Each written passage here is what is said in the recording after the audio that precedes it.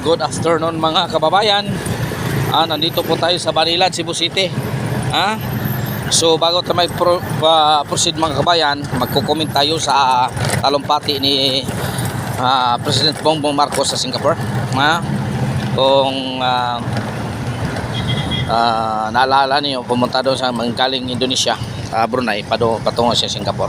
Ngayon mga kababayan, so kung hindi ka pa nakasubscribe sa aking channel, subscribe naman mga kababayan. Yun lang ang hinilingin ko sa iyo mga kababayan, wala nang iba pa. Pa-subscribe naman sa aking channel, then like and share ang aking video para naman madadagan ang aking mga subscriber mga kababayan.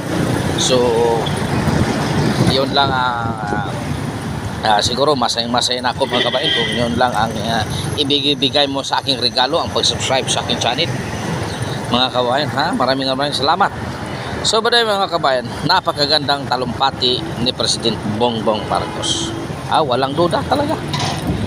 Walang duda. Kahit sino napabilib ang ASEAN members, ASEAN delegates, napabilib sila ng ating presidente. Kapag ganyan magtalumpati mga kababayan, yan ang pinakamaganda. Pero may mga bagay din na may kahinaan din si President Bongbong Marcos. Meron din talaga. Kung totoo titingnan mo sa talumpati niya, napakagandang tingnan. Dire-diretso, walang aberya, hindi lumilingon, hindi tumatanaw sa script. Parang nasa utak niya lahat ang sasabihin niya, recorded na lahat. Pero may mga isang bagay talaga na dapat natin siguro hindi naman siguro mali maano yan sa isang tao. Kasi kapag tinatanong siya sa isang Chinese general tungkol sa West Philippines siguro nagamit din nila ang dadi, di, do, dadi, da. So yun talaga para sa akin siguro isa itong normal lang sa isang tao, kasi may katanungan dapat yung sagot mo ay tama din, di ba? Hindi yung diretso-diretso, kasi yung script sinulat naman yung script, tapos memorize mo na lang kung anong dapat, kung paano mahandulin ang isang sulat, kung saan ka huminto, kung saan ka question. Pero itong katanungan, so dapat siguro talaga unawain mo ang katanungan. Unawain mo katanungan, dapat, so siguro ganyan ang reaction mo. Da, di, do. Ganyan talaga. Kasi hindi naman lang basta-basta tanungin mo lang ang isang tao, diretso ang sagot niya. Ganyan. Hindi naman sa ganun.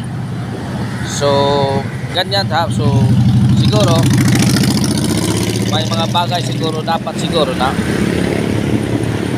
pwede na i-improve yung kanyang klaseng para mabagay naman doon sa kanyang talumpati, di ba mga kabayan? Mabagay naman sa talumpati na dire-diretso, dapat ang sagot niya dire-diretso din para walang abirya. Yun lang ang mga comment natin mga kababayan. Wala nang iba. Yun lang, kung anong reaction ninyo, so mag-comment na kayo at bibigyan natin sa susunod na reaction din, mga kababayan. So dito mo makita mga kababayan, si President Bongbong Marcos, para sa akin hindi naman ito maganda naman ang pamamalakad niya. Ang ano lang dito mga kababayan, yung mga kamalian talaga ay meron parang parang may timon ba mga kabayan, parang may kumpambot pa maroon sa timon. So kailangan dito direction itong direction natin idoso mo yung timon, so meron talaga. So dapat sa kanya talaga dapat manggagaling ang ganyang klaseng sitwasyon. Kung anong meron na bumubulong sa kanyang kamalian, yun din ang nasusunod, di ba?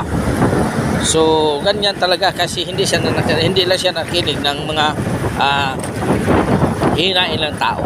Yun lang, kung nasusunod lang ang hinain ng tao, siguro wala naman siguro ganyan niya Alice Jan Marcos. Alice Jan. So nagsimula ito sa kanyang first cousin na si Romualdez. Ito talaga ang nagdadala, nagbidabidahan talaga. Kasi may plano itong si Romualdez. Nagbidabidahan siya, yung din bunubulong si Marcos, din si President Marcos, nakikinig sa kanya kasi matagal silang nasama. Di ba? Matagal silang nasasama. Congressman pa. Naging senador pa. So kaya, doon siya nakikinig. Huwag naman sana ganyan, President Bongbong Marcos. Makikinig ka naman.